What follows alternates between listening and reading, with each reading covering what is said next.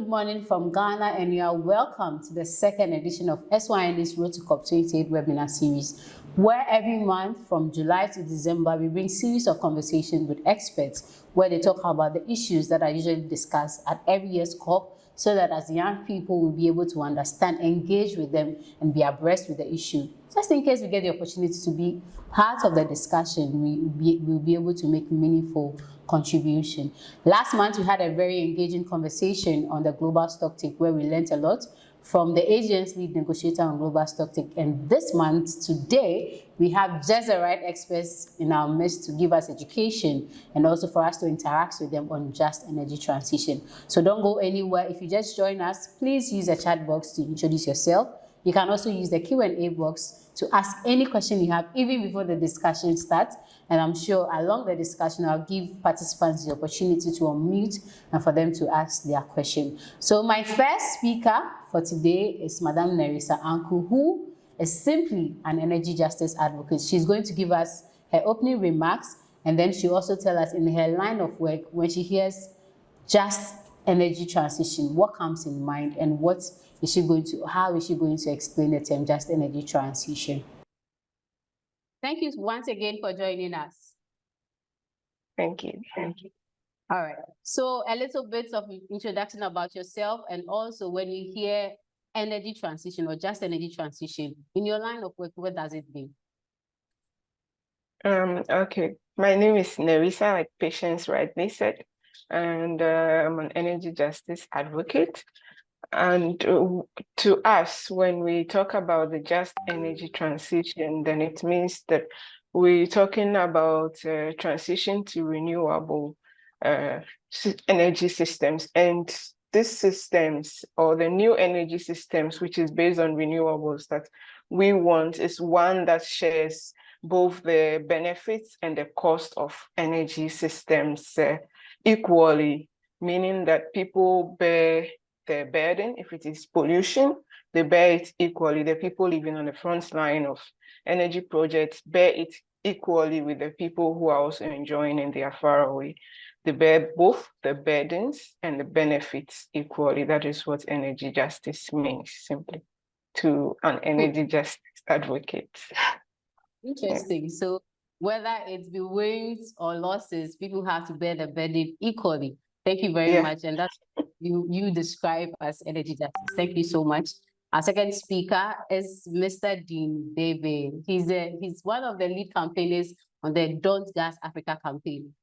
That campaign is it's very interesting to me, and I'm sure today he'll tell us more about what it means when they say we shouldn't gas Africa, when African countries or the presidents are also saying they need gas to be able to transition. Welcome, Dean, and thank you so much for joining us.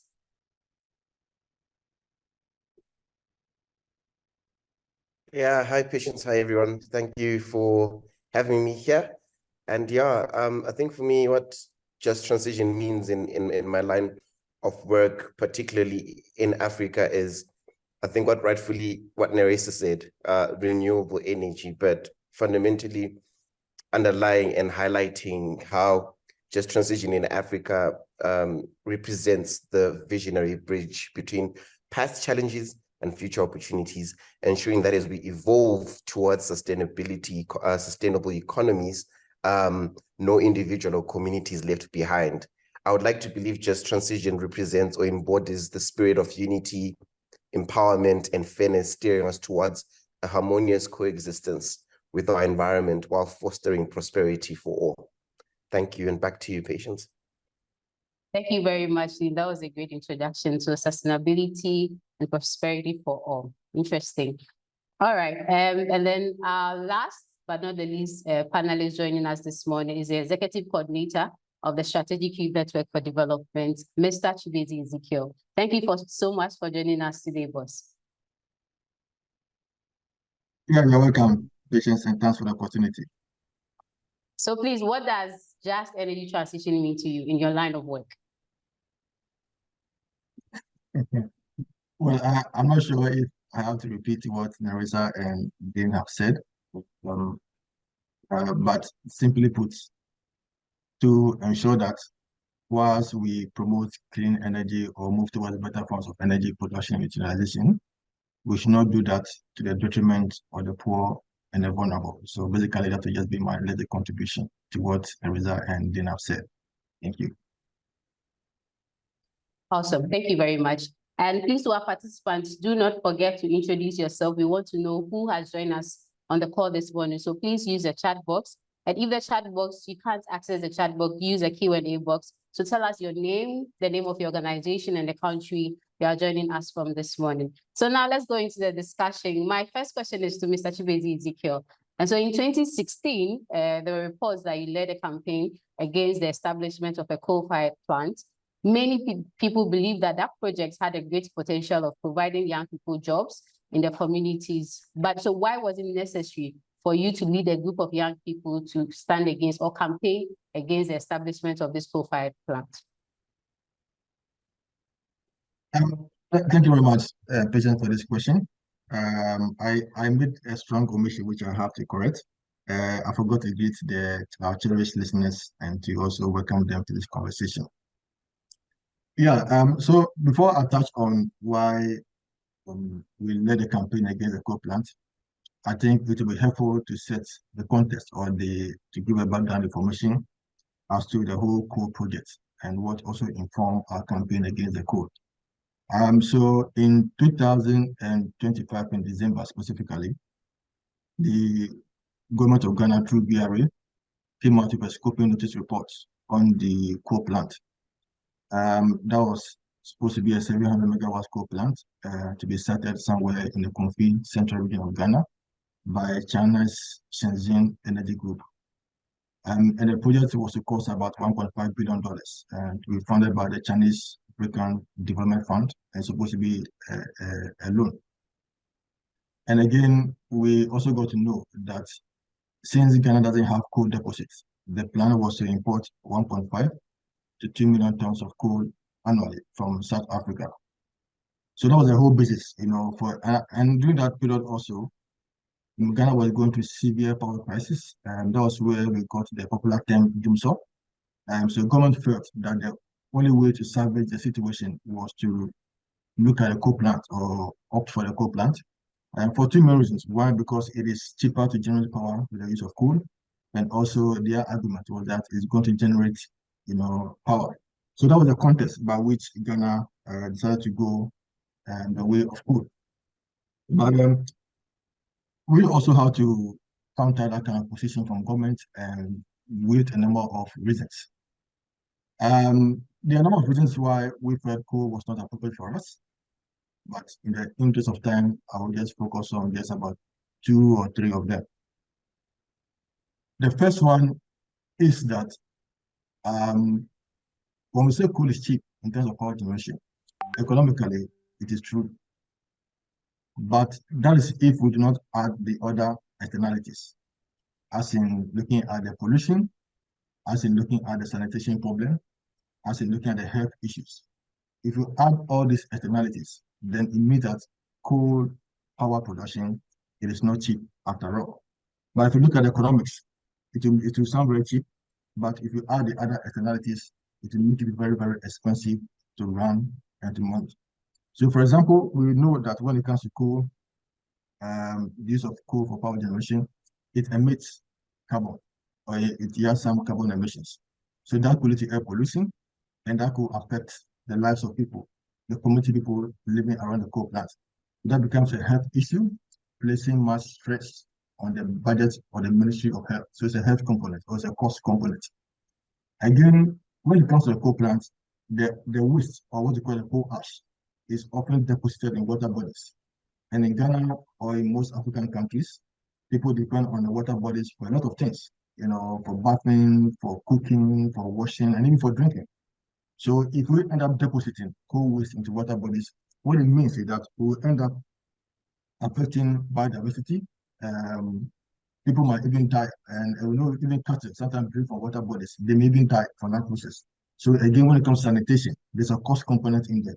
So if you add all these costs to the economic costs, it doesn't make coal cheap. So when it comes to cost argument, we feel that it's not very cheap after all. The other argument was about employment. And we said that if you're talking about employment, we need to unpack what the government means by creating employment for young people.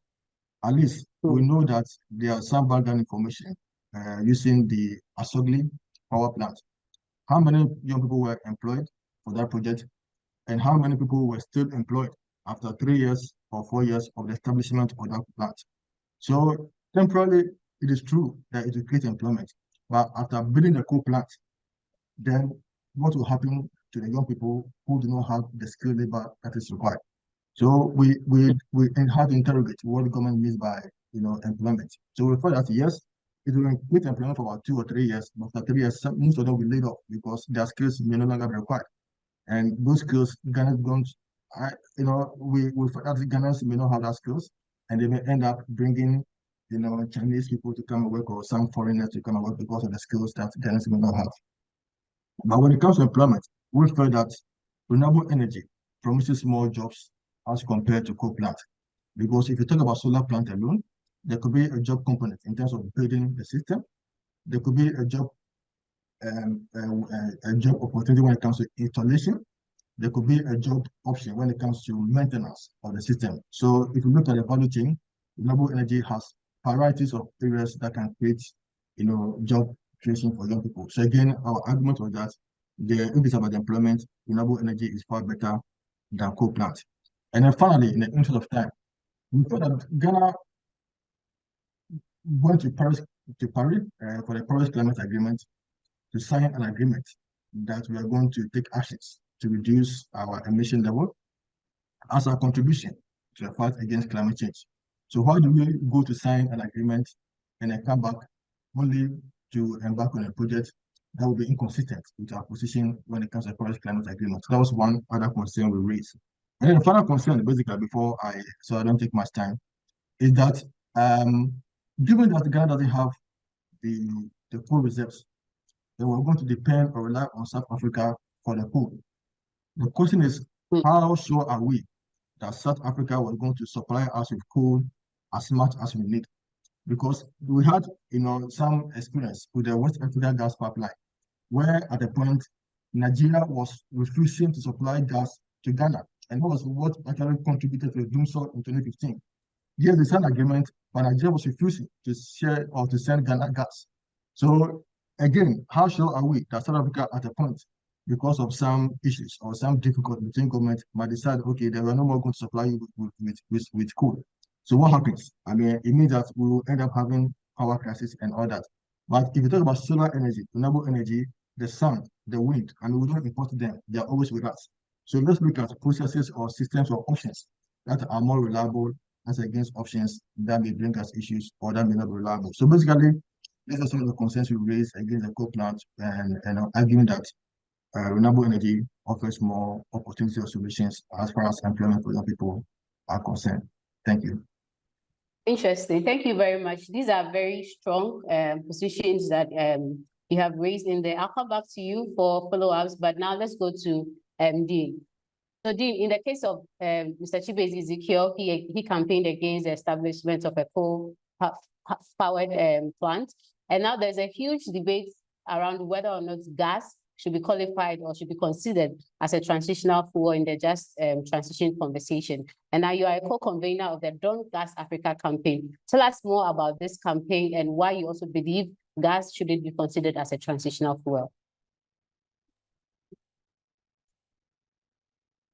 Thank you, Patience, for your wonderful questions that I might say are a little triggering. So tell us. Yeah, so the Don't Gas Africa campaign essentially is a campaign led by African civil society, a collective of African civil society to ensure that Africa is not locked into fossil gas production. The campaign is a year old, and essentially we have over 400 CSOs across the continent who are aligned and supporting through various diverse ways to operationalize different pillars.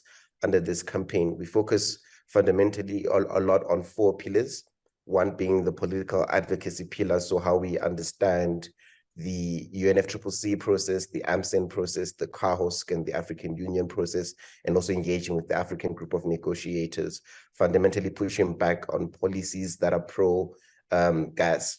And then the second pillar that we're working on is the public finance pillar, where we're calling on the African Development Bank to implement a fossil fuel finance exclusion policy. And we're also looking at the World Bank at building, or rather implementing, a new global financial architecture that is really grounded on increasing public finance investment into renewable energy and phasing out public finance investment into fossil fuels. The third pillar essentially is the comms pillar, as simply put as that, because obviously there's a huge narrative that is going around globally and more apparent in Africa, how gas is a transition fuel. So essentially what this pillar tries to do is to try to combat and come up with various methodologies and resources to tackle that narrative.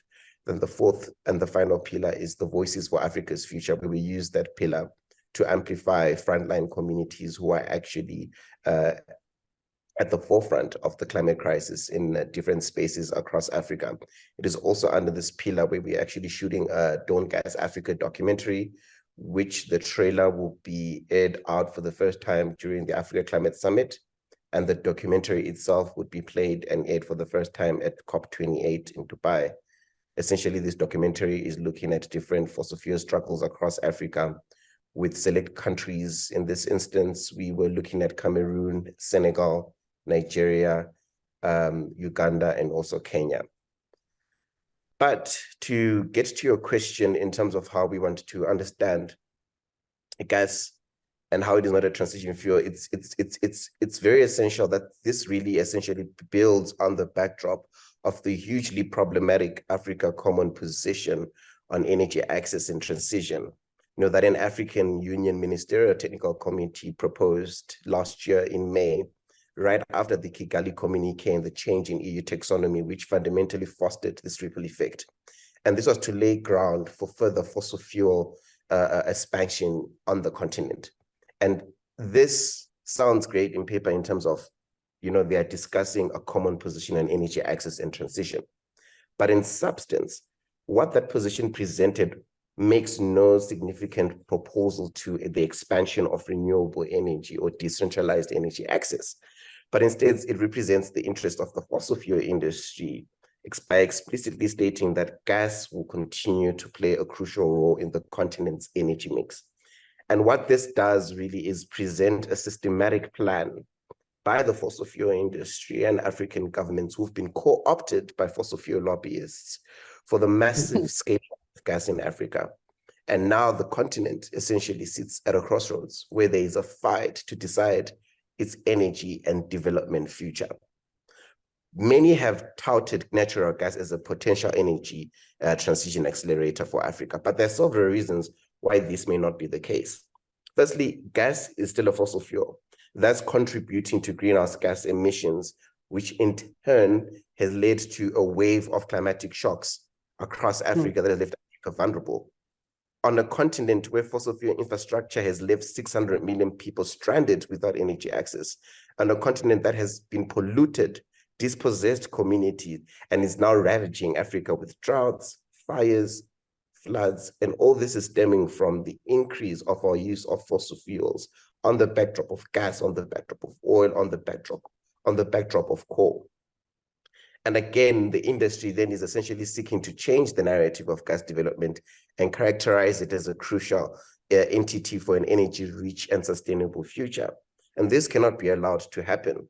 So the second point that makes gas not a transition fuel is essentially the development of natural gas infrastructure in Africa requires a significant amount of capital investment, which can be a major barrier for many African countries. So expanding fossil gas infrastructure and production is not an effective way to increase energy access or address energy poverty in the continent. To ground Africa's energy on fossil gas is not a just energy transition currently, because the energy mix is currently being governed by fossil fuels and has done very little to address those challenges. We have already witnessed the horrors that oil has done across the continent, along with coal. There is no community in Africa that currently exists who are able to stand up and state that fossil fuels have provided and improved socioeconomic livelihoods across the board in terms of Africans being liberated. And that itself provides us with a historical context that fossil fuels, gas included, have no role to play if we truly are, gathering and united for Africa's development, to improve socioeconomic livelihoods, and to also free Africa from exploitation and energy colonialism. Thus, gas as a third aspect cannot be considered as a tool that would usher in equality in light of the climate emergency, considering that any conversation about the climate emergency in Africa is incomplete without considering how it disproportionately harms disadvantaged communities who are at least responsible for the climate crisis. And when I mean disadvantaged communities, I'm speaking around the individuals, for example, in Senegal, where I was last week. There's 80% food insecurity because Senegal coastal communities rely essentially on fish. And because there's gas exploration there fundamentally, 80% of those individuals currently are food insecure. Now, that has also in its way caused food insecurity in the sense that there's no fish. But secondly as well, they've lost their livelihoods through the deteriorating marine ecosystems. That means that they cannot go out and actually sell fish for an income. That means they don't have buying power for food. Essentially, what this has also caused is we've seen a lot of people losing their households as a result of deteriorating ecosystems because of sea rise levels.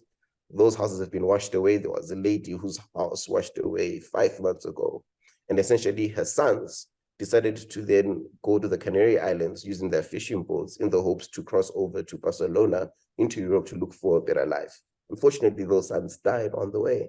So essentially, these are the very little reports that have been given on the ripple effects that gas has produced for African communities. And we cannot label that as a just transition because there's nothing on human rights. There's nothing on a people-centered approach. There's nothing on democracy that has been listed around that. So essentially, we need to be having discussions on how we need to do away with systems that want to keep Africa dirty energy pure through an unjust energy of the past, rather than making Africa's people clean energy rich with affordable, clean, renewable energy systems. So essentially, at the end of the day, we can then, in closing, because I know that I'm out of time, is one of the reasons why we cannot consider gas as a transition fuel. It doesn't foster local ownership and democratic control, thus making Africa's energy system more subject to foreign ownership.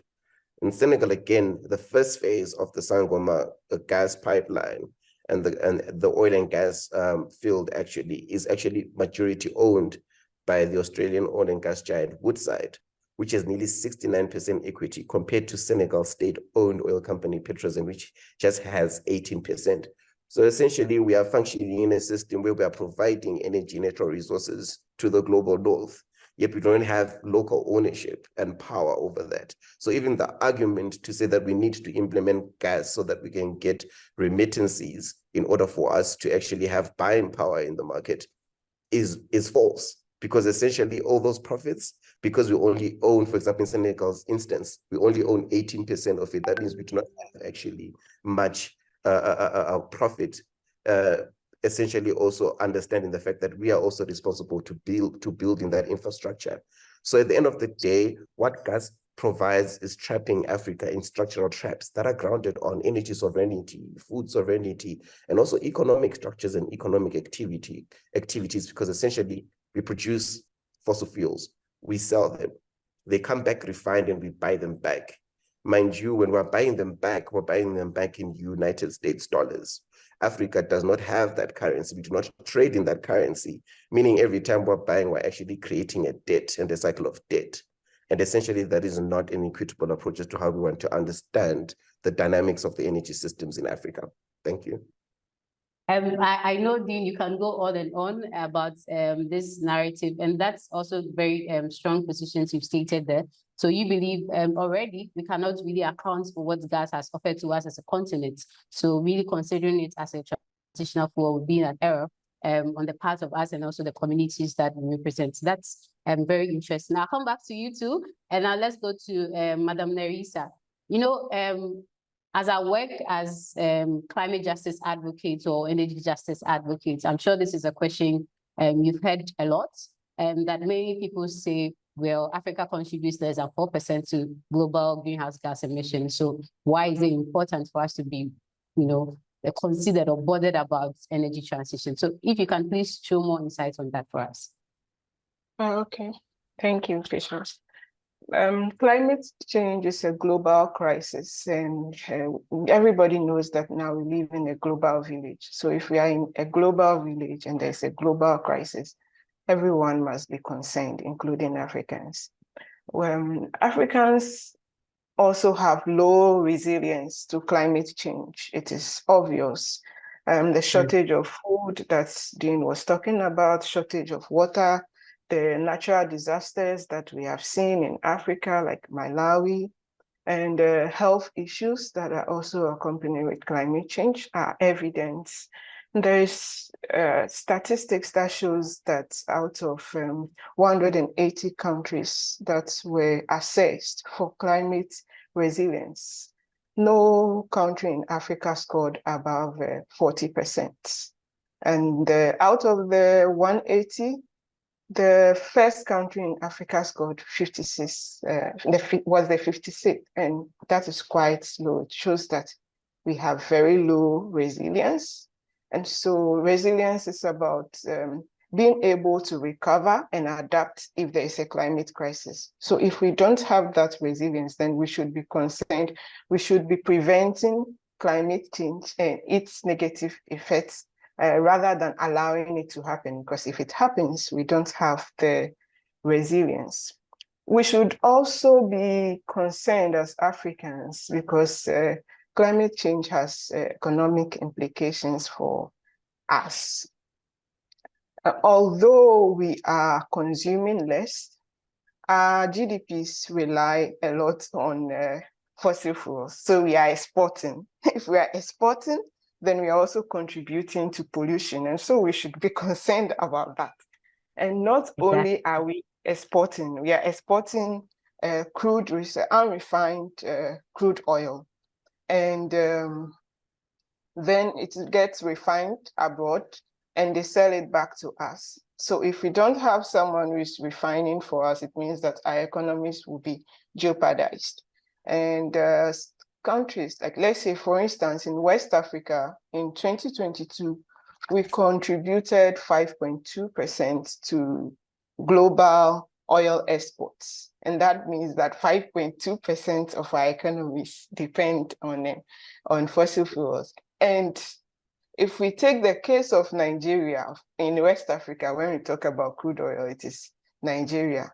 Nigeria's economy relies solely on fossil fuel. And so if there's no demand for fossil fuel, it means Nigeria will be out of business and they won't be the giants of Africa that they claim to be. And so they should be preparing to take another business instead of the fossil fuel business, because there's a time coming that the world would not demand for fossil fuel. The people who are buying fossil fuel from them would not need it again. And so we have to diversify to say that, okay, enough is enough. We don't want to sell fossil fuel again. We want to sell the vast renewable energy resource that we have so that we prepare and be ready for the future energy world that is coming. It will also be important for us to say that we are concerned because most of the climate disasters that happen have a negative impact on us, on our well-being as Africans. We suffer and we are vulnerable. We also have low resilience, and our livelihoods depend on either the fossil fuel or the environment that the fossil fuel is being extracted for. And that is one of the reasons why we should be concerned about climate change, because our livelihood depends on it. Whether we are contributing or not, our livelihood depends on it. Thanks, Patience. From whether we are contributing or not, everybody should be concerned about the climate change conversation. Thank you very much. I mean, we can go on and on about whether or not we are contributing, whether or not we should transition. But let's look at the way forward, because this is a platform for young people and to learn about the conversations that happens at COP, so that we'll be able to make meaningful contributions, so that inviting young people to the table won't just be a thing of tokenism, right? But young people, when they're invited to the table, will be able to, make meaningful contributions to the discussion on the table. Last year, we had a session on the global stock take. We learned a lot. And this is another insightful discussion on just energy transition. Mr. Chibeze, Ezekiel, I'll come back to you again. So we believe that the bottom line for many African countries is development. Dean rightly mentioned that there are even some leaders of the African countries who are being influenced by fossil fuel lobbyists. Some people believe it's for their own interest, others also believe they want the development of their people. So how can we ensure a just, equitable energy transition at the same time increasing development in our continent? Thanks, Patience, once again. How do we ensure a just and equitable energy transition in Africa? I think that before I go into details, what I will share is that we will need a paradigm shift, as developing countries. We need to have a common position. I mean, it's quite fascinating that if you look at even a global development agenda, sometimes if you look at even a time frame that they have, starting from the Millennium Development Goals, which was 15 years, from 2000 to 2015. And then we now have the Sustainable Development Goals from 2015 all the way to 2030. So you're looking at the 15 years, interval. So at least it makes sense. People can track the progress. But we come to a case in Africa, and then we have Africa Agenda 2063. And the people behind this agenda, if you look at our leaders, our presidents are in their 60s, their 70s, in their 80s, which means that it's not likely that they will even be alive by the time we hit 2063. And in that regard, we're not even too sure how we are consciously ensure that all that we have even placed in that policy or in that agenda is what we are actually working towards. So it's a bit, of a big issue in Africa. So I think that we need to have a honest conversation in Africa. African leaders must come, and even AU, we're not even too sure how strong AU is now. So it becomes quite difficult to have a common position as Africans. So that's why you have individual countries in Africa trying to lobby, trying to negotiate, trying to engage with, the developed countries. And if a minority, one country, negotiating with Europe, obviously you can't negotiate better because Europe is a big bloc. So that always puts us in a very difficult situation. Recently, we came up with the African Continental Free Trade, what do you call it? I've forgotten that word, after. So one was hoping, I was hoping that this will actually open the doors for collaboration within the African continent, so at least we can try to harmonize trade among ourselves and see how we can liberate ourselves from the powers of the developed country. But again, we are not seeing the kind of impact that we expect. So if we want to really transit, have a just and equitable energy transition process, we need to consciously have a paradigm shift in Africa and be able to have that, to make that happen. But of course, that is beyond our control. As CSOs, we can only advocate, we can only make recommendations, but the powers that be also have the responsibility to take those actions. In our own small way, what I believe we can do, one, is to empower people in communities, all right, to be able to withstand some of the demands. And Bill gave a very wonderful submission, when he gave the Senegal example, that yes, they are mining in the sea, they are mining oil for development, but at the same time, it's having adverse impact on the livelihoods of the farmers, or it's not farmers, but the fisher folks. So how do we ensure that the people living in a community are also not disadvantaged or marginalized in all this process? So we can build their capacity so they can also withstand, have their own power to say no to some of these investments that may come into their country. So at least they are not actually marginalized from some of these issues. The second point has to do with about ownership. We have to own the process as Africans, because if we have the natural resources, all that we need, and it's amazing. You talk about oil, it's in Africa. Of course, we get gas from oil exploration. Now, when it comes to renewable energy, lithium, silicon, you can find them in Africa. But the question is, do we own them? Or is it business as usual? I mean, so they can mine. And again, Dean also give an example that even in Senegal, the company has about 60% equity share. I mean, so, and then the country has little to for the little in terms of the ownership. So we need ownership. Africans must own the process. We have the resources, we must have the bargaining power to make demand that we own the resources, and therefore we think this is the process or this is how we expect things to be done. So I think ownership is also important to be able to transit in our own human way. And then finally, what I also believe is we must also be very clear when it comes to our negotiations. And I know this year, energy transition is going to feature prominently at COP28. We need to be able to demand and have a common voice. And as Africans, I'm aware we are the AGN, the African Group of Negotiators. But even in spite of that, we still have some countries, also going to negotiate on their own individual benefits or on their own terms, But Africa must have a common position. What are we going to negotiate? What are we going to put on the table this year at COP28 as far as just energy transition is concerned?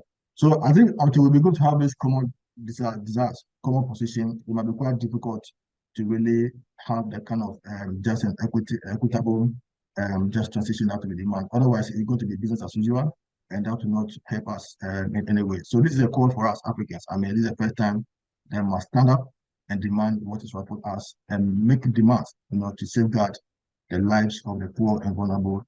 So we cannot own resources and suffer with the resources we have. So I think this is an opportunity time for us to meet the demand. So I would say that these are the things we have to do to be able to demand and ensure that Africans are not marginalized, we are not shortchanged, and that we also have a say. We can demand what we need to ensure that we can all grow, without having any adverse impact on the environment, and as well as affecting the livelihoods of the poor and the community people that you're always trying to defend. Thank you. Awesome. Thank you very much, Mr. Chibeze Ezekiel. So yes, we must hold the process to make sure that Africans are not just shortchanged in this discussion. I'll come back to you, Dean. So in the absence of coal, in the absence of fossil fuel, what other alternatives do we have as a continent? How do we bridge the energy poverty gap and ensure communities have access to reliable energy supply in the absence of coal and fossil fuel?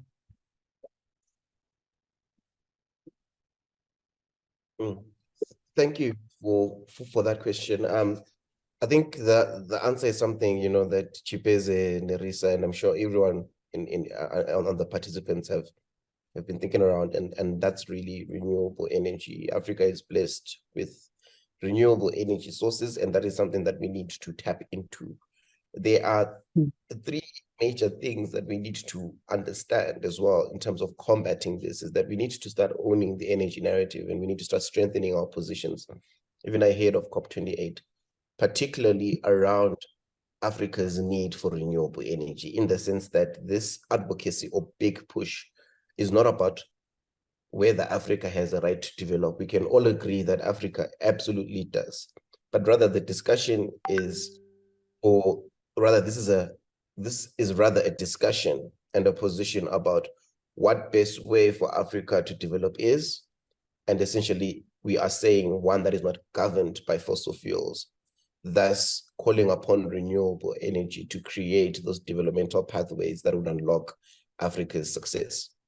We also need to understand our position and how that is not about whether or not the global north owes Africa a climate debt. We can all agree that they absolutely do, and that continues to go unfulfilled. But the unfulfilled promises of rich countries are not a good reason for Africa to pursue self-harming developmental pathways. And by that, I mean gas. And essentially, we need to also own the idea and the call for renewable energy and grounding it and making sure that it is not about whether or not the global north is hypocritical in telling Africa whether or not to exploit fossil fuels. We can all agree that they are being hypocrites, but the hypocrisy is no reason to repeat their mistakes. There are more options currently available in Africa today that didn't exist 100 years ago. So we cannot afford to choose today an already outdated system that is clearly and consistently bringing us to catastrophe. I just want to be very short and hand it back to you, because I can go on and on So back to you, Patience. I'm sure Nerrisa would want to, jump onto the comments, the very important issues that you have raised, and also address why and how can we make sure that the African communities, the people that we are representing the interests as civil society, we keep them in the center of this transition to a just energy system. Yeah. Yeah, Patience, definitely. When we talk about renewable energy in Africa, there are two things that come up. That is development is what everybody wants. Yes, development is a good thing, and energy drives development. And so the next thing that they talk about is access. Both are real problems that we have in Africa. We need development, and that means that we need greater access to energy, and not just access, but it should also be secured. We should have some sort of security that people think that fossil fuels have and renewable energies do not possess. But that is not really an argument that we should be looking at, because whatever fossil fuels can give us, renewable energies can give us more. It's about priorities. And when it comes to access, for me, the way forward is to gradually increase the share of renewable energy till fossil fuels are phased out from our energy mix.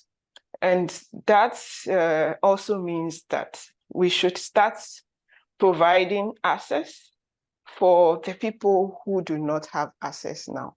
So build the new systems for the people who do not have access. And those new systems must be renewable energy-based systems. That is the way forward to solving Africa's problem. And so I would say that we should set a cap that maybe from next year, after COP28, we're not going to build any fossil fuel-based plant, and we should be serious about it. That any form of energy that we're going to provide for Africans should be from renewable energy, because we have it, and we have it in abundance, and we have in abundance as such that it can provide for us, for all our needs and the needs of others in other parts of the world. We should also try to invest in our renewable energy resources so that it could support new export value chains. Like people who are talking about exporting fossil fuels, have they thought about exporting renewable energy? And that's also, we're talking about an export value chain that is owned by Africans, like Chibeze was rightly said. We should own it. It shouldn't be business as usual that investors would come and exploit our renewable energy sources and take it, and we continue to be the dark continent that we are known to be. We should also make sure that the share of renewable energy becomes a critical indicator. It is in our indices, it's there, but it's like a verse in the Bible that we almost forget when we are taking decisions. It shouldn't just be a written thing, but it should be a critical indicator to show whether we are achieving our nationally determined goals or not, whether we are contributing to alleviating the impact of climate change or not. It should be a critical factor. It should also take part of our party politics that we are playing in Africa. I think that renewable energy should begin to get a space in party politics. And then because we are the voters, we should try to vote for people who are well aligned to renewable energy philosophies. We should also try to take part in energy decision making whenever we are given the opportunity, because they say that democracy is the government by the people and for the people. And so if we let some people and give them the power that they should make decisions for us when it comes to energy, one thing I know for sure is that energy projects can last a lifetime, but political parties do not last a lifetime. We can take Akosombo, for instance. Akosombo has been there for a long time. Many politicians have come and gone. So we should not leave energy decision-making in the hands of politicians. We should make sure we are part of it, and nobody would give us that opportunity unless we create it for ourselves. And that's one thing that we should do as Africans.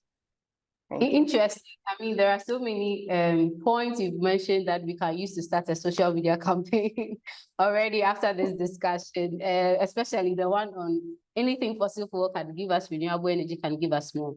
I think, Dean, that is something you can add to the hashtags for your Don't Gas Africa campaign. Hashtag Don't Gas Africa campaign, hashtag anything fossil fuel can give us renewable energy, can give us more. Thank you so much. I told you we have the experts here to dive into the discussion around just energy transition. And thank you very much to our participants who are engaging us meaningfully as well. A very big thank you to Amil. Unfortunately, we didn't provide translation, but she's doing us the honor of translating everything that the panelists are saying into French, so that our Francophone speakers can also understand the conversation. We are very grateful to you, Amil, and we'll do well to consider that next time. And then I've seen there are so many people who have joined us from different African countries. You are welcome once again. This is the second edition of SYND's Road to COP28 webinar series, where every year from July to December, we create series of conversations around the COP processes or the conversations that is going to happen at COP, so that as young people, we get to understand, to be able to take, effective positions before even we go to COP. And today, like we all know, we are having a conversation on just energy transition. At this point, I'll give the opportunity to one or two people, those who have burning questions, to engage our panelists before we go into the next round of questions, which is basically about young people's role and how we can participate meaningfully in this just transition conversation, because we are the future. Yes, we always hear that, and truly we are the future, and we have to ensure that we take keen interest in some of these conversations. So if anyone has a question, I can't see any hands now. Smith, I can see your hands. If you can hear me, can you unmute and let's hear your question. Oh, thank you, Patience. Okay, just a quick one. But I want to appreciate the first. They are so awesome. Dean, Chibeze, and Nerrisa. Amazing, amazing. So, but my question is related to Nerrisa. There is something pertinent she said. So that captured me. I wanted to ask her this question because she mentioned that we should not leave the power of energy transition in the hands of the politicians. So I want to ask, how do we take away the power of this energy transition, from the politician? How do we take, because they are already in this space. I mean, you can't do anything without the government, without it. So how do we take it away from them? I want to get that clarification. Thank you. And thank you, Mr. Dean. Thank you.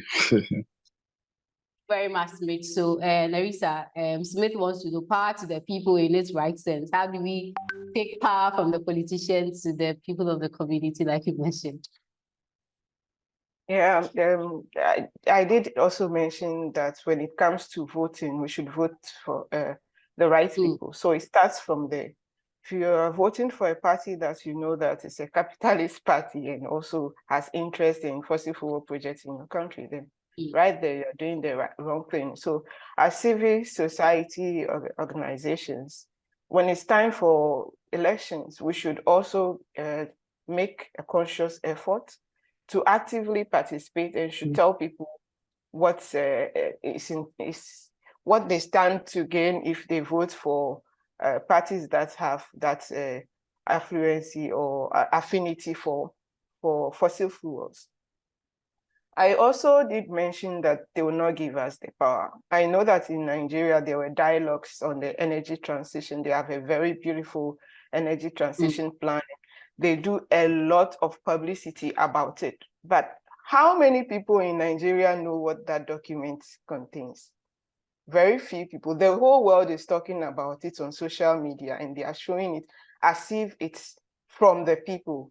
But I know very few people, even the communities that are concerned, don't know what is in that document. So there they have to bring the politicians that they voted for to book, the representatives of the communities, and tell them, no, we don't agree. This is not what we want. And we know that they say that the voice of the people is the voice of God. It's because we have left them to do whatever they want to do, and we go without talking. And in Ghana too, we had these town hall meetings on just energy transition. And for me, it was just like a lecture to communities. And they chose which communities to go to. It wasn't, or it was like places that they know that they would be accepted, places arranged form of public engagement. There wasn't meaningful public engagement, but none of us has spoke about it. And we have an energy transition plan that's we'll be having gas until about 2050. We even have all the contracts signed already, and no one is talking about it because we are not reading deep. And so the things are hidden in the books, and we just rubber stamp it for politicians. We should try to know what is going on and bring them to book. We gave them the power to represent us. So if we tell them that this is not what we asked you to represent us for, they should be able to change things in our favor. I think that's my recommendation for how we can engage with politicians and bring them to book. Of course, there are monitoring systems. There are systems there. We should take advantage of the system. We can take them to courts. There are a lot of things that we can do with them. If you know that they have not done the due process, we should be able to engage, because they would never come to us. It is up to us to go to them. Thanks. Interesting. I And hope, so your I submission hope brings I answered. Yes. Smith, you can let us know in the chat box if Nerrisa answered the question. But your submission also brings me to a question on the role of civil society. So how do we ensure that, like you're saying, these communities are well aware of the issues, so that when government goes to the grounds to engage these community members, you'll be able to know the right questions to ask to demand for justice for themselves, and not just civil society, representing them all the time. But I'll come back to that. So I'll take one last question, and then we will go into the next round of. Does anyone have? I've seen someone is asking if you can share the recording after.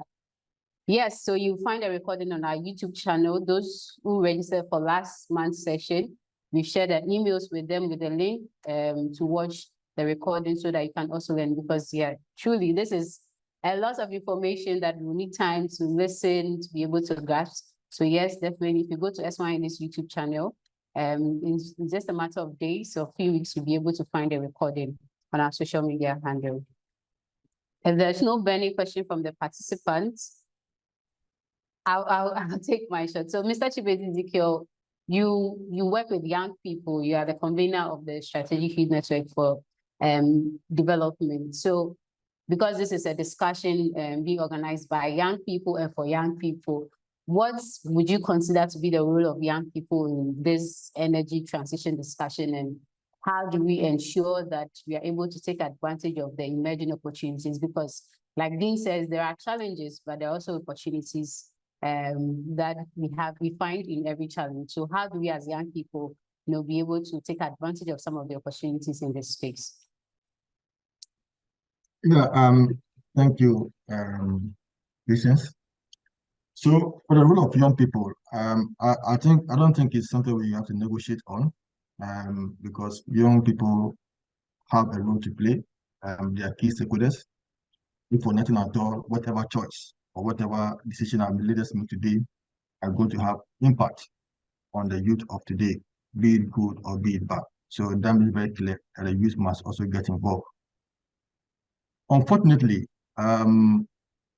especially in Africa, it appears that the young people haven't seen the agency or the reason to get actively involved in this process. And it's kind of worrying. So until young people start taking up self-responsibility or seeing themselves as relevant actors in the space, who have our politicians, who have our leaders, taking us for granted. The only time they come to us, young people, is when it's during election. or they need some favor from young people. That's when they remember that young people exist. But beyond that, they take decisions without even consulting young people. So if politicians realize they know the relevance or the importance of people when they come, or young people when it comes to elections, then means that the youth must also rise up and make demands, on issues that pertain to them. So let me start from the global level. I mean, I'm not really a fan of COP, COP meetings, but I'm fully aware that when we go for COP conversation or COP negotiations, you'll find in developed countries young people negotiating on behalf of their countries. Come to Africa and look at the kind of number of people. One, the number of people, and two, the kind of people who are negotiating for Africa. So the question is, where are the young people? So you find young people, and of course, I mean, let me say that in recent times, AGN and some parties have started developing or working young people through capacity building as climate negotiators, which is good, better late than never. So it's hard time that young people also jump into the space, negotiate, make demands that will inure to the benefit of the countries or the developing countries or Africa as a continent. So that is very clear for young people to take advantage of. So again, young people have the skills, we have the energy, we have the abilities. The question is, how well are we using these resources to ensure that our issues are well captured, or we're able to articulate our concerns for the policymakers to take them into consideration.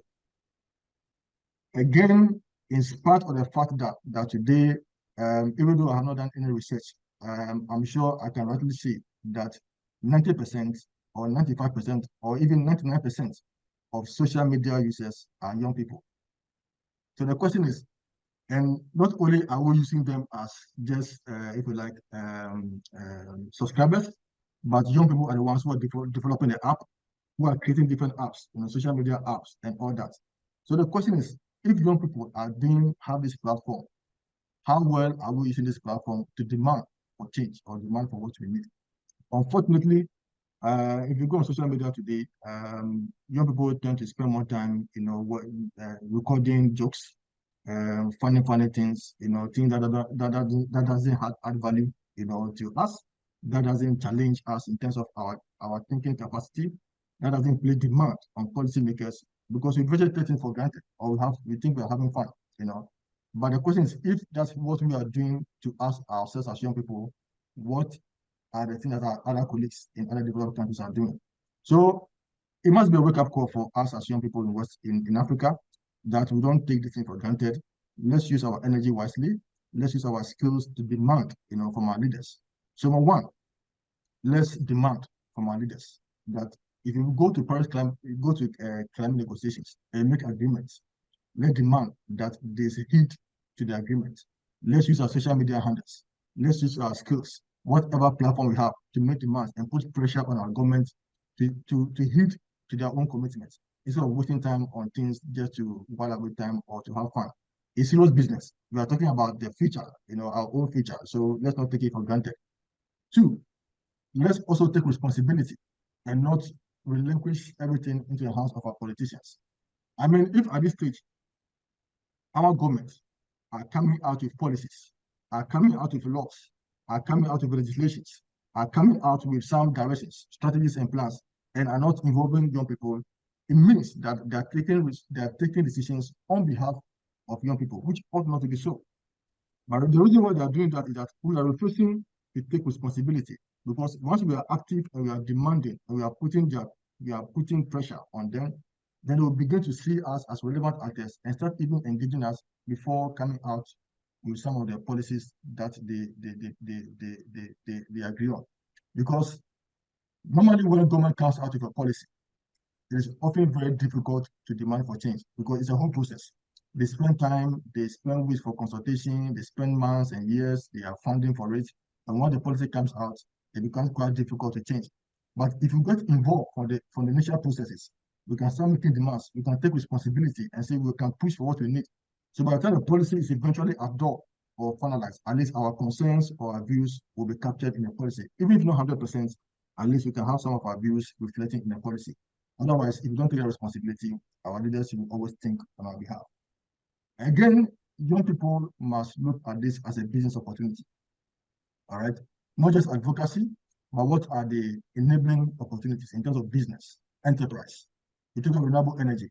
What can we do as young people? Where are the skills? Can we start using our handiworks, those skills we have, and then make demand that, okay, government, we want to transition, but these are young people with these skills.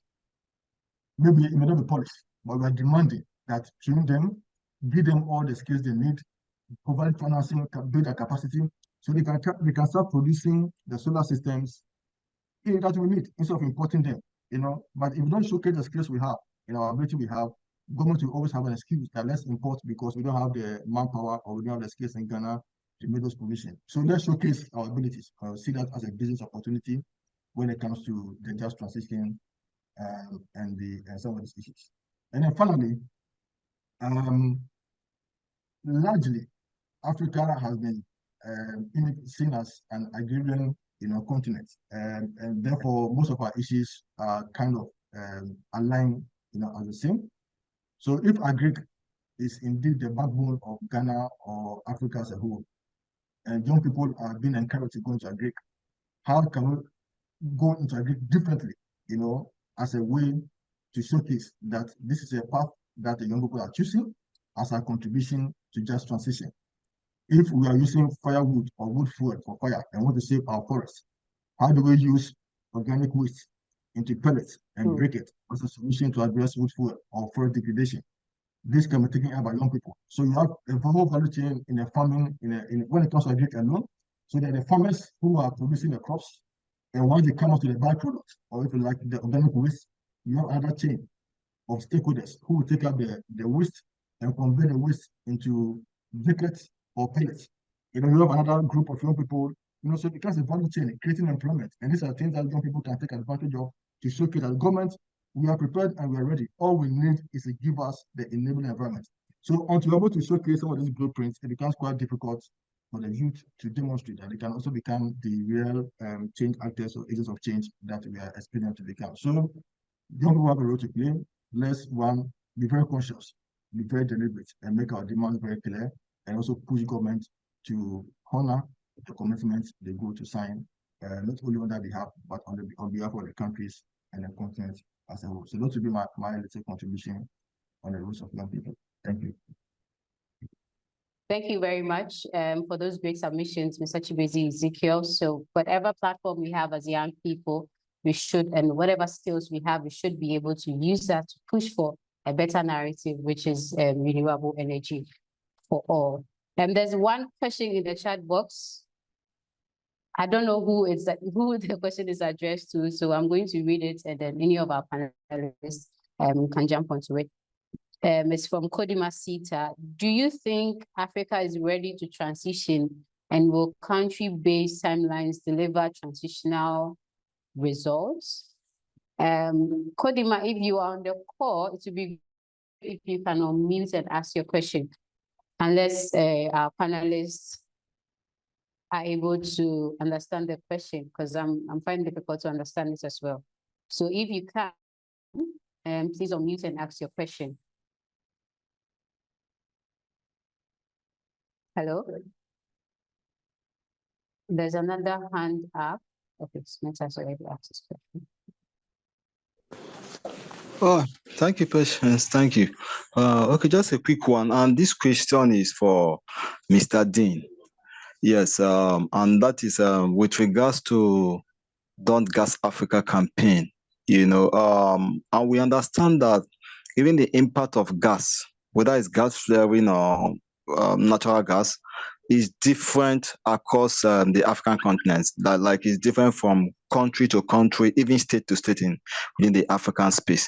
So how do we ensure that as African, we speak with one voice, putting into consideration the impact of natural gas in our communities, when we address issues of this nature in COP28 that involves the global community? How do we, as Africans, speak with one voice, issues that concerns energy transition, including natural gas, against this global community, Global North specifically, because they have a tax. You know, we've been trying to oblige them to, in terms of climate finance and other areas, to, you know, also stay out of allow fossil fuel to stay on the ground. Some of these things are challenging. So how do we speak just with one voice? Because we come with different opinions, different platforms, different options, and then sometimes we even get confused in the process.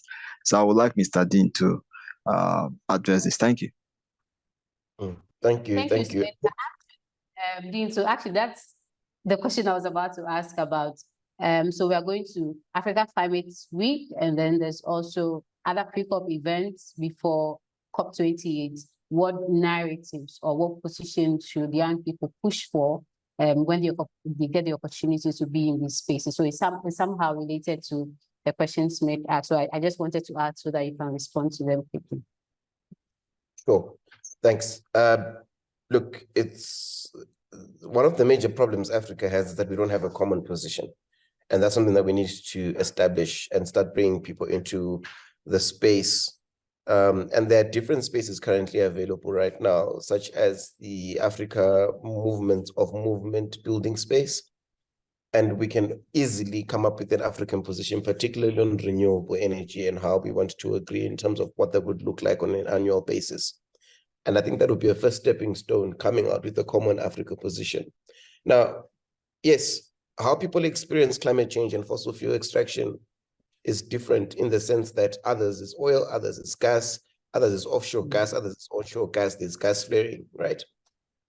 But the common denominator is the climate emergency, which should be the unifying factor for everyone in order to, as we look ahead to the Africa Summit, as we look ahead to COP28.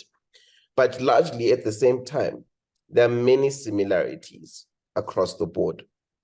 Mozambique, Uganda, Tanzania, Senegal all have gas. Each frontline community there has had land dispossessed. And that's one common denominator. There's a fishing community in Tanzania, there's a fishing community in Senegal. They are left food insecure as well. So there are many, many denominators that need to be picked up that are grounded on lived experiences that need to be implemented and amplified and reinvented, you know, into stories that can leverage policy. So I've mentioned food insecurity. I've already mentioned, you know, the issue around even health, right? Essentially, health is also an important aspect in this conversation. So how do we, and I believe our documentary is trying to bring in that together into one aspect. How do we bring on those different voices and the different struggles? Yes, bearing in mind that the issue areas are different, but there's so many commonalities. Actually, if we actually go down and listen to people's stories, which is what we're not doing enough, we're not listening to each other's stories. I think we do a lot of assuming that most probably, you know, what's happening because South Africa is South Africa and it's a little bit developed, you know, people don't have the same problems as we would see in Senegal. I can tell you that, you know, fishing communities in South Africa have little fish now. The fishing business has gone down. It has affected the household income. Some people have been dispossessed from their land as well, similarly. So I know there are many, many aspects that already exist as well, even the Environmental Defenders Coalition as well, that seek to amplify these voices and bring this into this space. And that's what we fundamentally need to do. But as we look ahead to COP28, a lot of the narratives that we need to start building is how we can secure Africa's energy future. But one aspect that I want to touch on before we even get to those narratives is that we also need to address the structural traps that Africa is trapped in right now currently. Now, when I mention structural traps, one aspect that I like to give an example of is the structural adjustment programs that really trapped Africa, you know, in the cycle of lack of ownership for our energy sources, our infrastructure, our modes of production. Now, we need to tackle and decolonize the structural adjustment policies that were implemented in the 1940s. Now, I mentioned this date because there was no African country that was actually independent in 1940. Please correct me if I'm wrong. Meaning those structural adjustment programs were implemented and put into effect at a time when there was colonialism. Thus, if we are still functioning under the same policies that detect our economic activity in the 21st century, That fundamentally means that we are in a cycle that is still perpetuating colonialism and inequality. And that is one of the structural traps that we need to address as Africans. Now, going back, and I won't dive deep into that because that's another can of worms. But essentially, as we look ahead to COP28, we need to build that common narrative that will secure Africa's energy future. The science and economics are very clear. You know, the science, the world is heating up. The economics, it's expensive to implement fossil fuel projects. Not only will fossil fuel expansion lead to certain doom, climate aside, it's not even the best development option available to Africa. The narrative that we need to be going as young people to COP28, that there's a greener, cleaner, renewable energy future that is possible, and we cannot allow oil and gas interests to deny Africa's right to a better future. Now, we need to end energy appetite. By that, I mean we need to end fossil fuel-induced energy appetite that has left, again, a plethora number of people without energy access and clean cooking, which is actually close to 1 billion people in Africa, right? And we need to begin to scaling up the cost-effective, clean, decentralized, renewable energy systems, which is the fastest, cheapest, and best way to end energy exclusion and meet Africa's energy demands. We also need to go to COP28 with the idea of building a people's energy revolution. By that, we mean a transformative process, structural, systematic approach that involves rapid social and economic political change that will essentially achieve democracy and deliver renewable energy access into the hands of the people and communities across the continent. We also need to be very, very careful going to COP28 and tackle the narrative of ending energy agency capture and energy agency system capture. We need to stop the capture by the fossil fuel industry and foreign interests in our government agencies and energy systems that serve the interests and not the interests of the African people. So we need our governments to serve the interests of the people and not those of polluting corporations, meaning that there is a strong need to stop elite energy collusion and energy rent seeking. We need to put an end to collusion between elites in Africa, European and other countries to dominate Africa's energy resources and systems, to extract and appropriate and misappropriate Africa's energy resources and systems. And by that, I mean, we need to also oppose Europe's new energy colonialism and energy theft, green hydrogen included. We need to block the moves by European governments and corporations and elites to capture Africa's energy potential and to convert the Africa into Europe's feedstock for fossil fuels and nuclear energy and nuclear hydrogen gas. Thus, we need to come up with the way, as I mentioned earlier on, to make this country clean energy rich and not dirty energy poor, because essentially the idea that we have grounded ourselves over the last 50 years that fossil fuels will unlock success has failed. And we need to go with that mindset. Failed for Africa. Yes. Can you hear me? Hello, Dean, can you hear me? There's a little bit of interruption with the network. I'm not sure. I don't know if you can hear me now, but I'm done.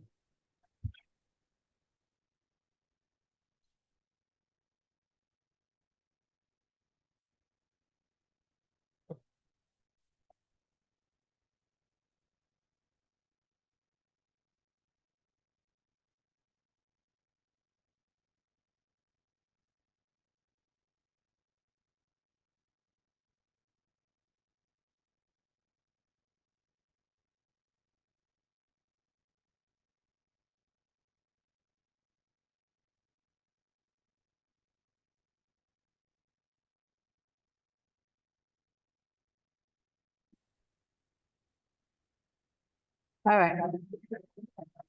I am very sorry about the network issues. Sorry, Dean, I missed out on your concluding or the last parts of your remarks. Okay. Yeah, no, that's perfectly fine. All right. But yeah, back to you. Something you said that is very.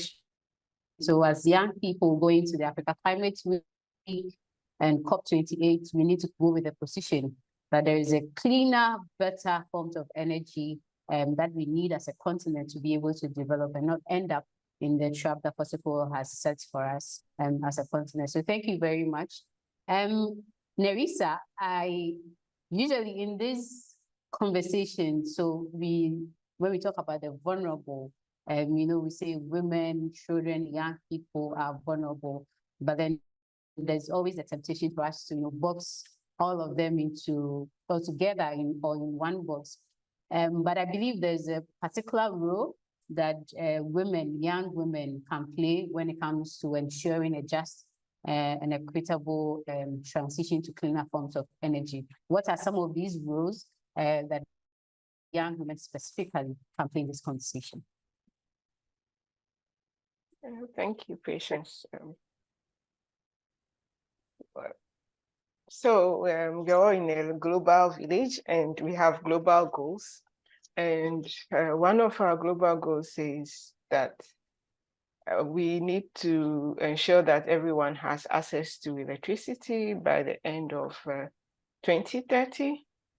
And the last of those global goals also says that we should not leave anyone behind. So if you want to achieve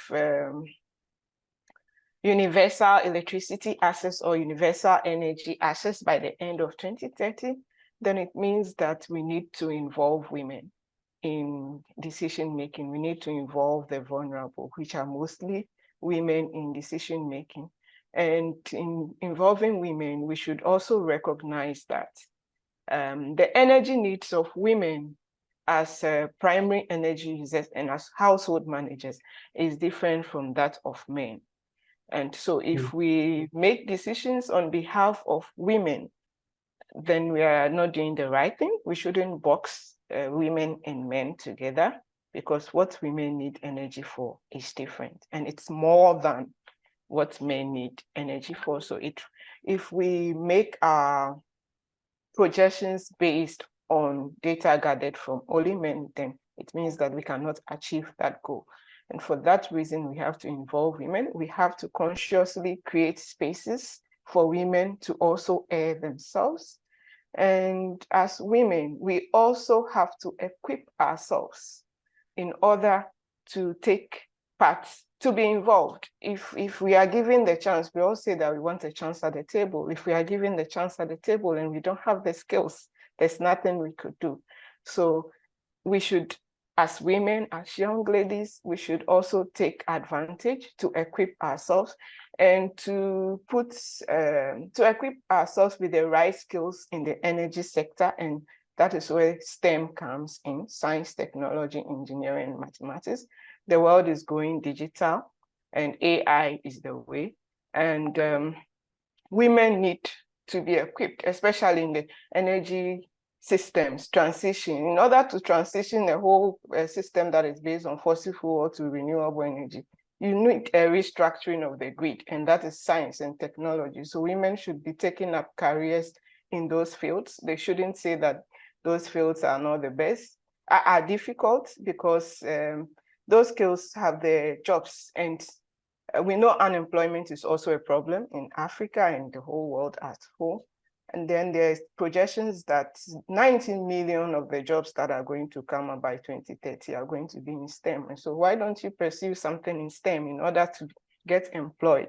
So women should take advantage of the systems, whilst we are also asking politicians to make a conscious effort to involve us. We should take up the right spaces and be ready to take up the jobs when we are given the opportunities.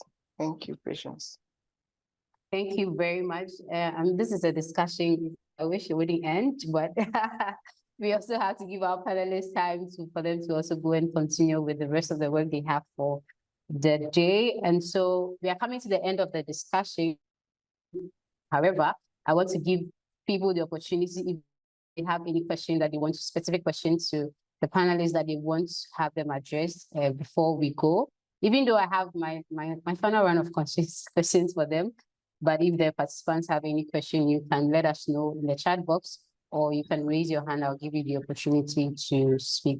So, final question to you, Mr. Chibeze Ezekiel. What should be, and I know Dean has also mentioned, bits and pieces of it, but what's, from your perspective, should be Africa's position on just energy transition going to COP28?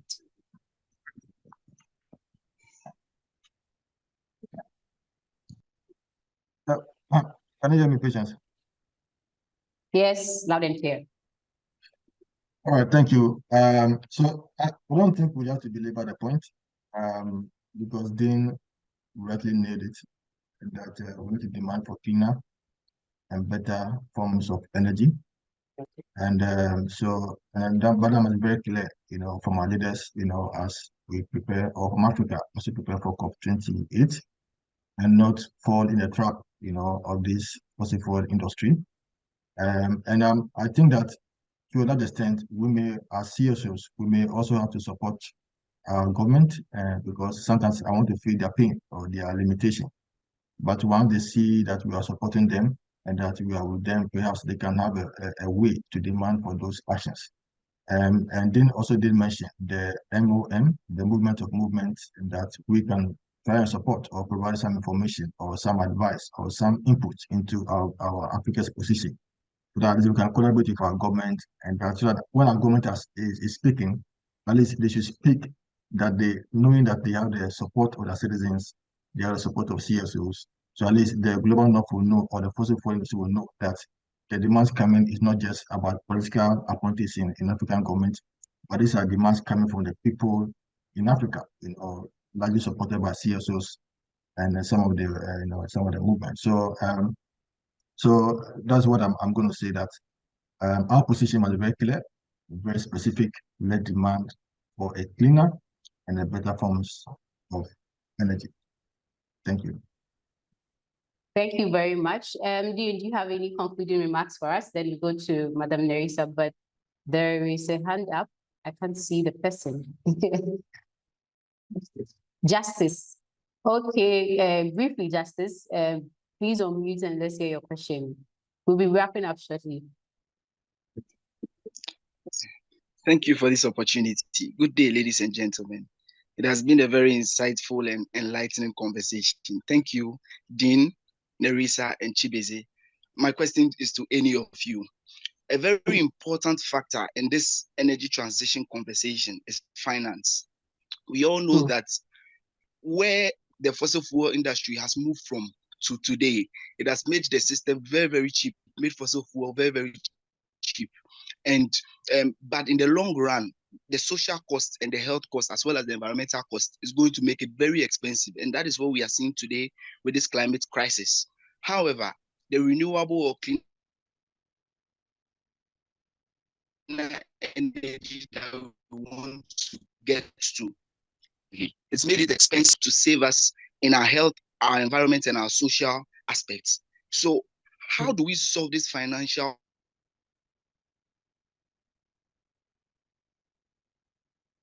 problem? Because we in the tropics, the financing, how do we finance our way to this just energy transition?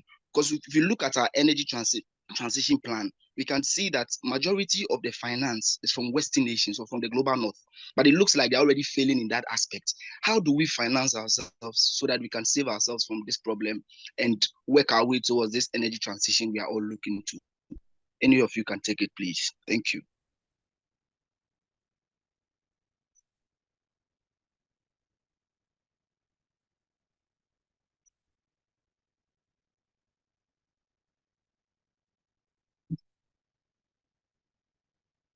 All right, thank you, Justice. So any of the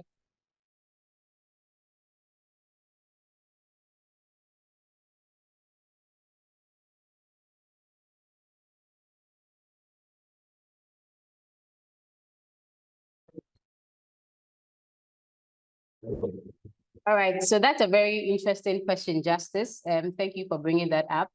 I'm not sure, Dean, Chi, Nerrisa, who wants to go first? There's another hand up, so let's finish with this one, then we'll address that as well. I personally did not hear the question clearly. I don't know if they would want to repeat. Sorry. I think he was talking about financing, that when we are talking about, transitioning to cleaner forms of energy. However, we are so much depending on the Western countries to give us the support to be able to transition. So how do we take up the responsibility? How do we finance our transition, basically? Okay. I think for me, in a very short and succinct way, there's a need for political will, first of all. And that is something that is lacking in Africa. In order for us to tap into the correct financing, in order for us to implement what we need to do in terms of creating developmental pathways. But beyond that, I always say, in as much as we need to create those developmental pathways that are defined by Africans, we're still owed a climate debt. So it does not necessarily, it's not grounded on us asking for money that's not rightfully ours. There's been a history of Africa being exploited in a diverse number of ways. And essentially what we're saying is that Europe was the backbone of Africa. And because of that alone, we are owed a significant amount of debt. And in order for us to also have our own, so we are grounding it on that as well in terms of how we can build towards developmental pathways. So it's not even grounded on entitlement per se from Africans, but it's grounded on what truly is ours, essentially.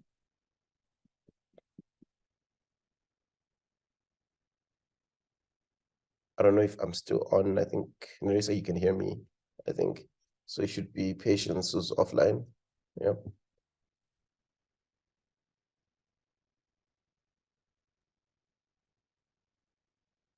In the meantime, I want to also speak while Patience is waiting. So Dean earlier on mentioned that the just transition is about a systems change, and that is it. There should be a systems change in every aspect. Our financial systems must change. The current financial system in the World Bank model of financial system, does not make us independent. It makes us reliant on someone's economy, and that also makes it difficult for us to take our own decision, for us to tap into our own natural resources. And so it's time for Africa to decide, to say that, yes, this is what we need, and this is how we want to do it. And we shouldn't rely on the established system, which is not quite right helpful for Africans and for our development. So there should be a paradigm shift from the kind of, we can't give our money, for instance, Francophones paying levies, colonial levies to France, and then go back to borrow their own money with interest. That is not a rightful system. So we need a paradigm shift when it comes to the global finance system. I also want to make Thank you very much. Comment on Kodima Sita's question that he posed to the panelists earlier. He asked if we think Africa is ready to transition, and will country-based timelines deliver a transitional result? Yeah, Africa is ready. So far as the will is there, we are ready, we have the resources, we have all that it takes. And a journey of 1,000 miles begins with a step, and that step must be taken now. And so it is up to us to take the step to that energy future that we dream of.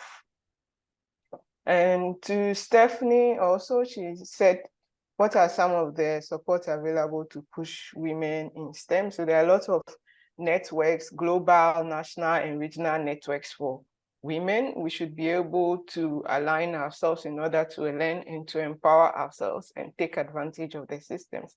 There are financial support for women. We have Solar Sisters in Nigeria and in Senegal, and that women that are into solar entrepreneurship.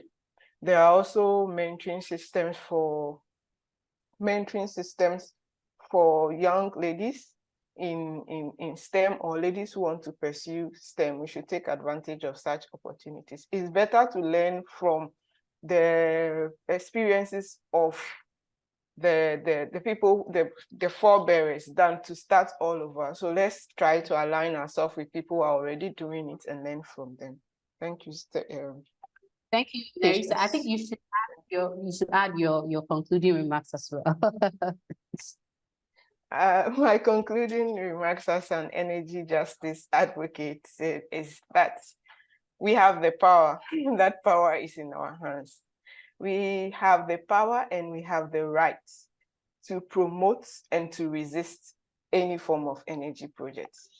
And so if the government is doing something right in terms of renewable energy, we should support and promote it. We should also resist if the form of energy or the project that they are proposing or the initiative has any negative impact on the well-being of people. And that should be the criteria for resisting energy project. If it has negative impact even on one life, that project must be resisted. And we should also know that, like a patient, I want to say that, make that statement again, that whatever fossil fuels can give us, renewable energies can give us, and they give us more. Is it the job? Is it the security? What do you want? Renewable energy has it and it can give us. It's up to us to explore. So let's take advantage of the vast renewable energy resources that we have in Africa. Thanks. Thank you very, very, very much. And I think on behalf of the participants, we want to thank you for the very, very thought-provoking and insightful presentation that you've given to us this morning. I wanted to take the final remarks of Mr. Chibeze and Dean as well, but in the principle of leaving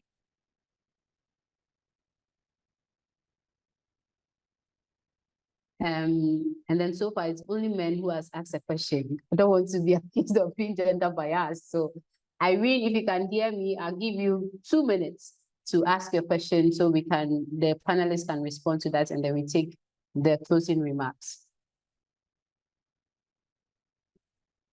Hello, Irene.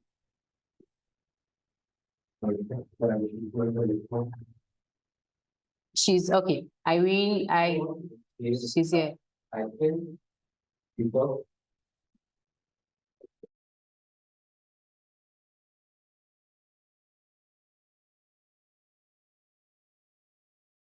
Irene, access to unmute.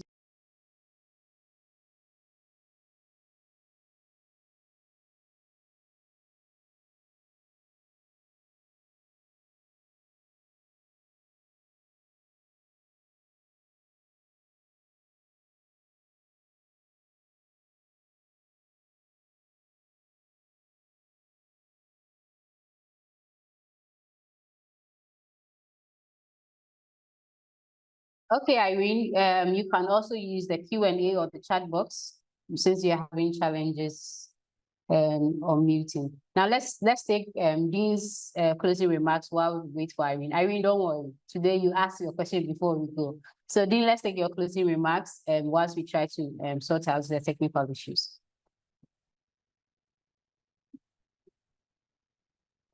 Thank you. Thank you so much for opening up this space for me to share my thoughts and views. I think I've said quite a number of things. I think for me, my closing remarks are very simple. The message is clear that it's coming out of Africa, and that is do not gas Africa. Thank you very much.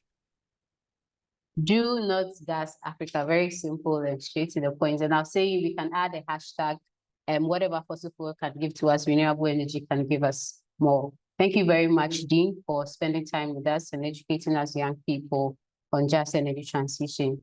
Irene, if you can hear me, please unmute and ask your question.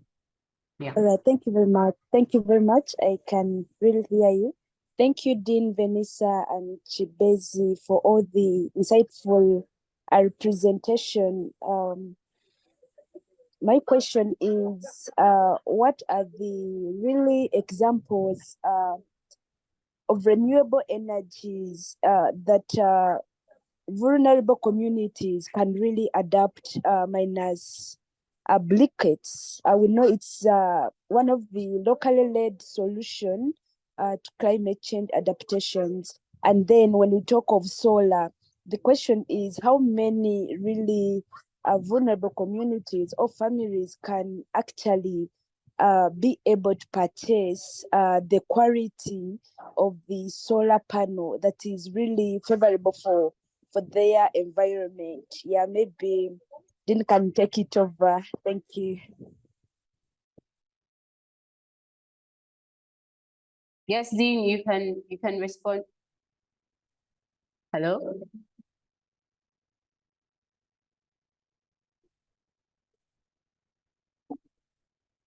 Dean, did you get the question? Yes, I think, All right. Irene, it's good to speak with you again. I think the question is very wide.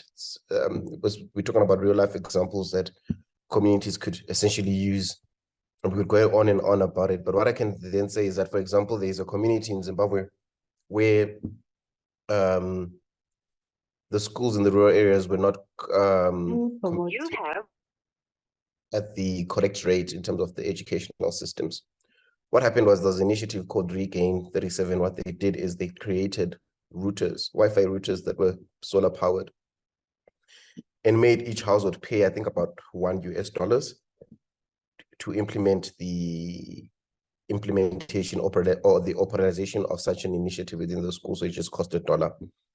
When that was completed, the schools in that area were under the bottom 500 performing schools in the country, and the results came out last week that area and community are now competing within the 5 top schools. And that just speaks to around the different ways in which renewable energy can really unlock, including, education and materials and resources in order to amplify and improve education systems. But your question is wide. It's a far wide net. I could give you so many examples even around health. During COVID, there was a car that was going around Southern Africa that was run by solar power that was giving out free health services to most areas that were impacted most by COVID. So there's just many, many examples, but I also know that you need to explore the idea around how we can implement such things at a community-wide level and rather like an umbrella effect. And I'm willing to engage with you. I know I'm going to be seeing you in 2 weeks' time. So it's good that we can carry on this conversation then. Thanks. Thank you, Dean. So, Mr. Chibeze, will take your concluding remarks now.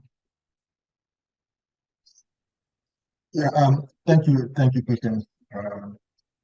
So before I just give my thoughts, concluding remarks, I just want to share my thoughts on 2 key things that came up in terms of the funding for the energy transition, and also the question from Irene. So in terms of the funding or the money to propel us towards energy transition, one of the areas we may consider is looking at our own internal resources, domestic resource mobilization, which leads me to, maybe I'm not sure if Patience will talk about later, but our event tomorrow, where we are trying to have that kind of conversation, the nexus between just transition, energy transition, and domestic resource mobilization. How do we plug in the Ministry of Finance to see how they can also contribute towards our energy transition agenda? In any case, even when we talk about adaptation fund, we're not getting the money, the pledges are not being fulfilled. So we can't even guarantee that we're going to have money for all this transition agenda. But as countries, as African government, what can we do in our own small way by using our own limited resources? It may not be much, but it could be a snowball approach. Let's start something and gradually we can make some progress. After all, I have seen private companies who are on their own shifting from even a national grid by putting up solar panels and going towards renewable energy to cut down their costs over a long period of time and to remain sustainable. So banks are shifting, individuals are shifting, and they are using their own resources or their own financial mechanism. So I'm sure with time, if you're able to consciously put in place some of these measures, Africa can show the way that we can use our own internal resources to transition to clean energy. Again, even though we are struggling against fossil fuel industry, the revenues that we are getting from oil and gas exploration, we can make demands that money should be invested, part of, if not majority, but some significant amount of that resources should be invested into renewable energy research, research and development. So we can do our own research based on our own needs, our own context, our own environmental situation. So we can develop our own systems and technology to advance our energy transition. So I'm sure these are some of the options that we can look at as far as financing the energy transition is concerned. Now, in terms of helping communities to have access to electricity, so aside the solar lamps, that I mentioned, in Ghana we have about 200 islands, and some of them are currently being supported with solar grid. So government goes there to build a solar grid, and the people way of sustaining the grid is to pay. So anytime they pay their electricity bill, that money is being used to service or sustain the solar grid. So yes, they are not on a national grid. They are living in a community that has actually cut them off because of the water body, and because of the solar grid, they are also able to have energy in their own community. So these are maybe some examples that can be replicated in other countries that will be living on islands, or maybe that may not be on the national grid. At SYND, we are also in the process of piloting a new, I'm not sure if you could call it a new intervention, but the kinetic energy harvester. It's a kind of a technology where we have been told, and we are going to pilot that in a community in Ghana this year, where the project designers are able to install a sensor in a community, and all they require is to get a densely populated place where there's human traffic, where there's people living. So the more people walk, or vehicular movement, the more cars move, the more people walk on that particular space, it's able to generate electricity or energy, and that can be used to power the whole community. I'm not sure how it works, but we are trying to pilot that in a place in Ghana, in a community. If or when that works, that can also become a test case that, okay, there are other options to provide energy or clean energy to people living in communities. So these are some small interventions or projects that are coming up, which I believe that we can also learn and share amongst ourselves as Africans, and be able to provide energy to at least the especially those who are living in villages and communities without access to the energy. And now to my remarks. What I would say, my work is primarily centered on young people and the role of young people. So I just want to task that every young person on this call, to make it a point to take a personal action. That in your own small way, we are having all these conversations, we are having all the discussions. Some of them may be beyond our control, but I'm challenging every young person on this call that make a choice, start engaging, in your own small way, and the policy level, the community level, make a case, take a step, maybe difficult. It's a snowball approach.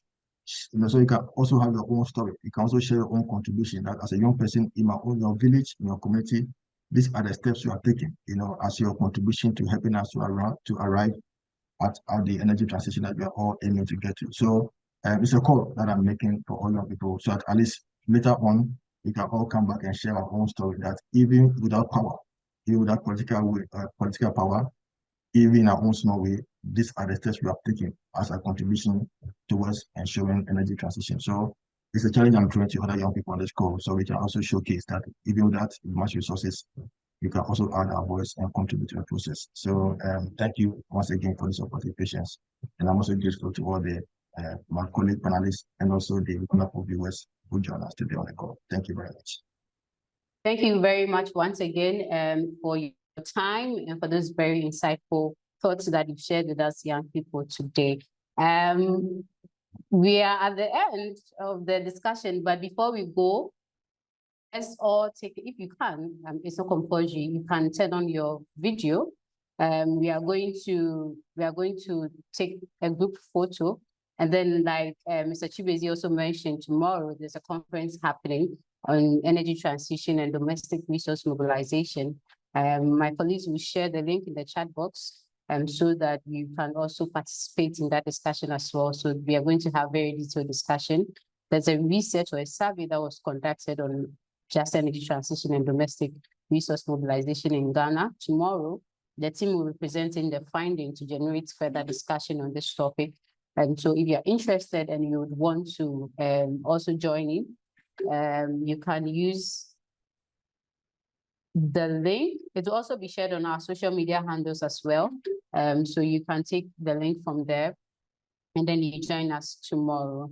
So yes, this has been the second edition of SYND's Road to COP28 webinar series, where we talk about just energy transition. We're very grateful to all our panelists for joining us this morning, for educating us and for inspiring us young people, and to all the amazing youth leaders out there from all over Africa who got the opportunity to join us this morning. We are very grateful to you. And then we are looking forward to having you next month. Next month, we are going to focus on youth innovations.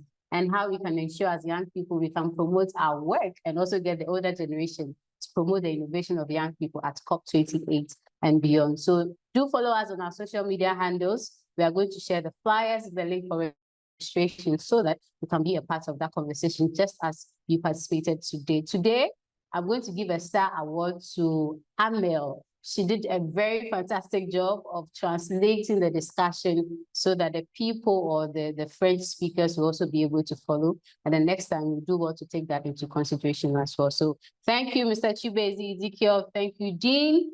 Thank you, Madam Nerrisa. We are very, very, very grateful for your time. And thank you to all the amazing participants who joined us. Like I mentioned earlier, you can find the recording on our YouTube channel. So yes, this is a lot of information that you need time to be able to consume. So in about days or weeks, you find it on our YouTube channel so that you can have time to be able to listen in and follow the discussion. My name is Patience Adekum, and I've been your moderator for today. I'm the head of Climate Change Program at SYND, and see you next time. Bye.